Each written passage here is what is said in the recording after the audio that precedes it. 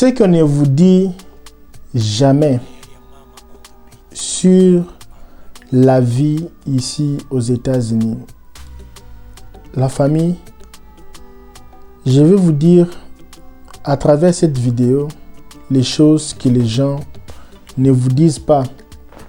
Les choses que ces agences de voyage, tous ces gens-là qui font les démarches pour vous, les gens-là qui vendent du rêve pour vous, qui vous disent qu'ici c'est un paradis, les choses qu'ils ne vous disent pas, moi à travers cette vidéo, je vais vous dire ce que les gens ne vous disent pas concernant la vie ici aux États-Unis. Ok? Alors mes amis, ici c'est un pays où quand tu pleures, la mère n'écoute pas.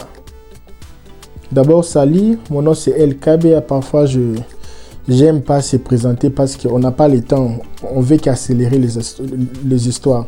On va se saluer à la fin. Alors, c'est un pays où les gens pleurent, où tu peux pleurer comme ça. La maman n'est pas là. Je dis ça parce que quand tu es en Afrique,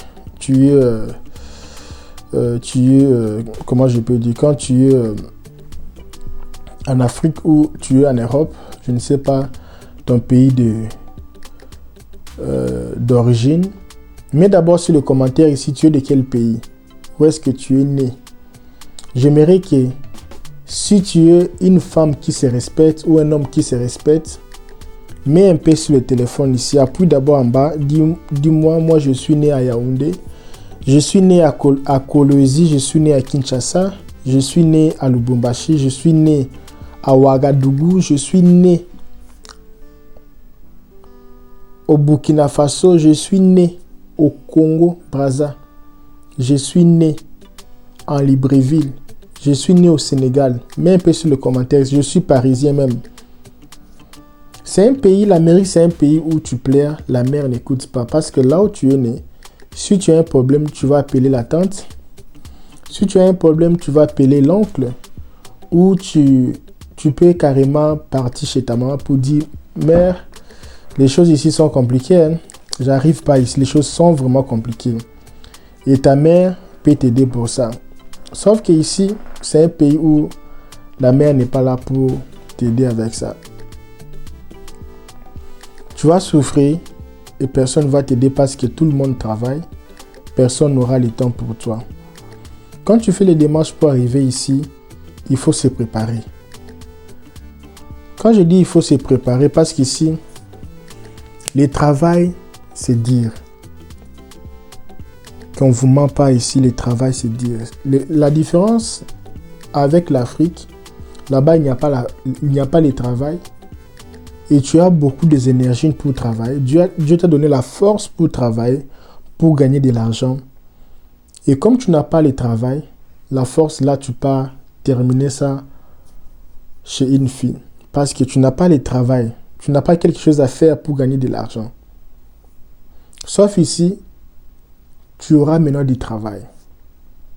Pour le travail, ne t'en fais pas. Ici, il y a le travail de 12 heures du temps par jour. 15 heures du temps par jour.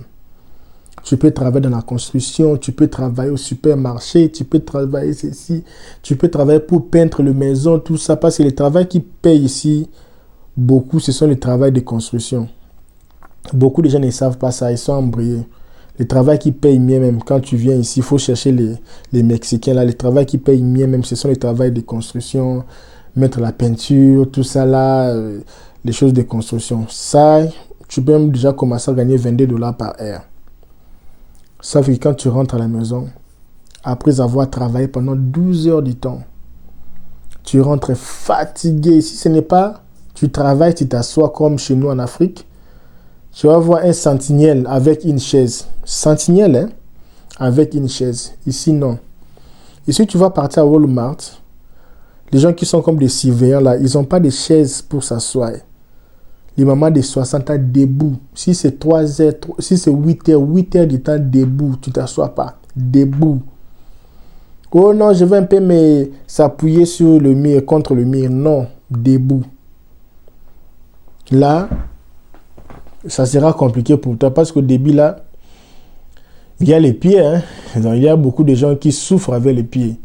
Imaginez, depuis que tu es né, tu n'as jamais été debout pendant 6 heures du temps.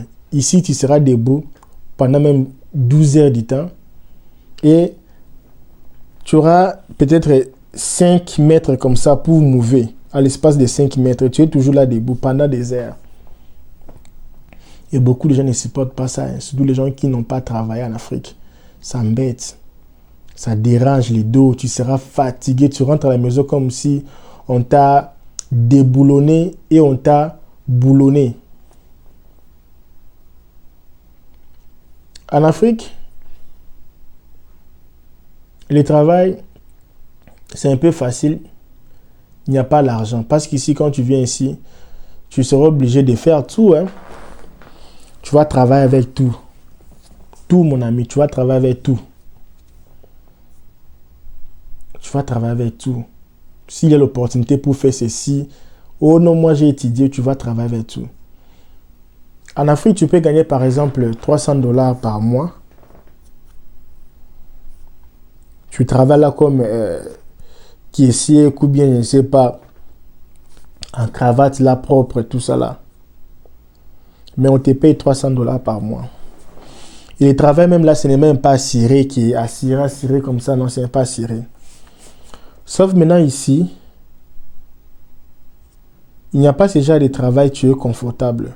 Mais du moins, on te paye plus ou moins $2 400 à $4 500 par mois.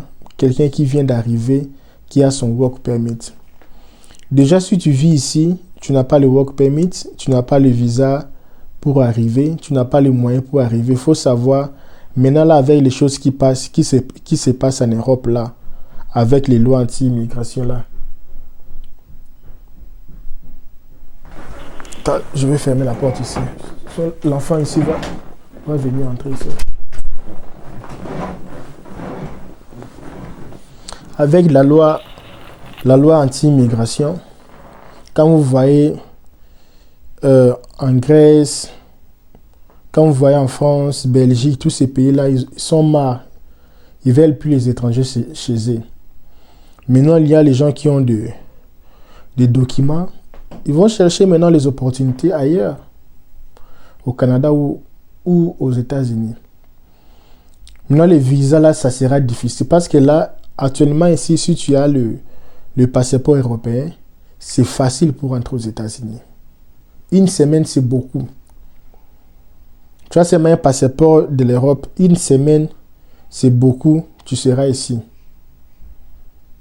Une semaine, là, c'est beaucoup. C'est très facile avec les passeports. Si tu as la nationalité de la Belgique, la France, tous ces pays-là, c'est facile pour avoir les documents ici. Alors, tu commences le travail, tu gagnes plus ou moins 2400 à 4500 si tu fais double travail ou beaucoup d'heures. Parce que si tu dépasses le 8 heures du temps par jour, on va te payer ce qu'on appelle le quoi encore? Comment on appelle ça? Moi, tellement je fais pas ça. J'ai oublié même les noms parce que je parle français, lingala, anglais, espagnol, portugais. Parfois ça. En portugais, on appelle ça hora extra. En anglais, on appelle ça overtime. Parce que parfois les mots là, ça overtime.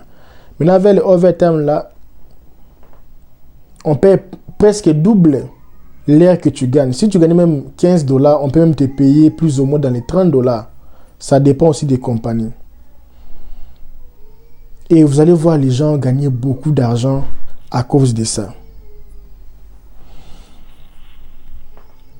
Le grand problème aussi, c'est tu seras solitaire. Ici, tu seras seul parce que tout le monde travaille, tu vois la route, les gens travaillent, les gens n'ont pas le temps pour les autres. Tu seras toujours obligé d'être toujours au travail. Les week-ends, il faut oublier. Oh non, moi, les week-ends, je partais avec les amis, boire. On partait aux marches de santé, tout ça là, il faut oublier.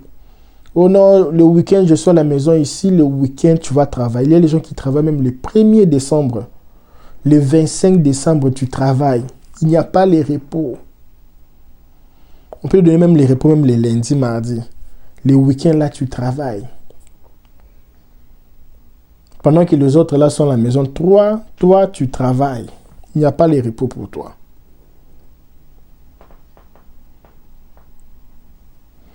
Alors, ça sera dur. Et la première année ici, les choses sont vraiment dures. Parce que c'est la première année que tu viens d'arriver. Tu n'as pas le papier pour le travail. Tu n'as pas moyen de... Parce que si tu as déjà le travail, tu as les papiers pour le travail, tu peux commencer à changer l'état pour aller risquer d'autres choses. Comme moi, d'ailleurs, je l'ai fait. Mais quand tu n'as pas encore les papiers, tu n'as rien là au début, ça c'est compliqué. Il faut maintenant s'adapter. Il faut savoir comment prendre le bus. Il faut savoir comment on fait ceci. Et la pression même. Parce que quand tu viens ici, la famille, les gens là-bas, ils savent que toi, tu veux devenir riche dès que tu arrives. Et toi, si tu ne supportes pas la pression là, tu vas partir prendre les choses en crédit pour faire voir aux gens réellement que tu es venu si tu as réussi ta vie. Mais la vraie personne même là dans ta vraie vie, tu sais que non, tu souffres. Mais pour impressionner les gens, tu le fais. Et quand tu le fais, tu souffres encore davantage parce que tu es parti te creuser encore très profondément les trous.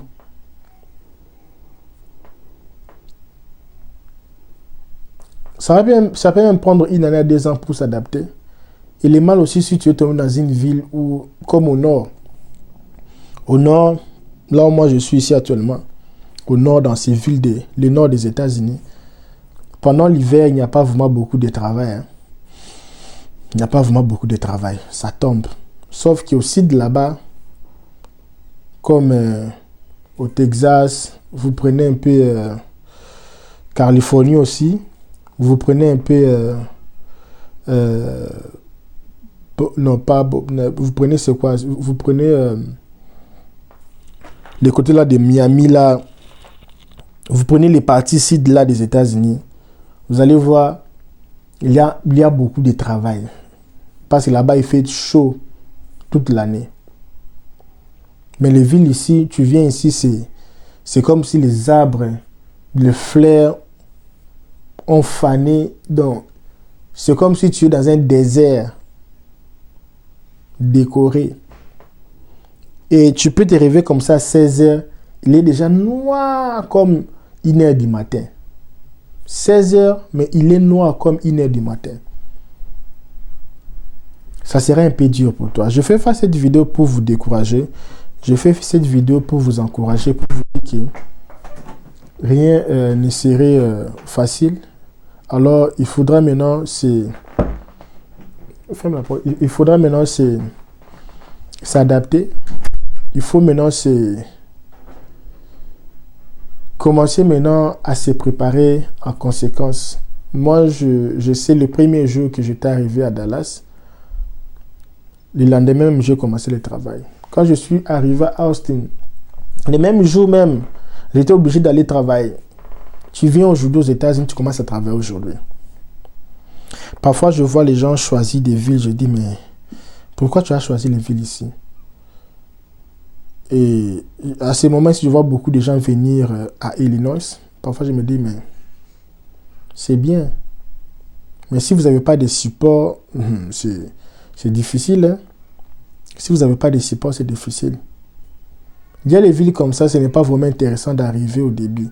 Si seulement vous avez quelqu'un qui va se sacrifier pour vous, oui, ça va. Parce qu'il y a les organisations comme ça, on vous donne peut-être 3 mois. Après 3 mois, vous êtes libéré. Il faut maintenant chercher comment résoudre votre vie et tu n'as pas les papiers. Là, maintenant, ça sera très difficile, compliqué.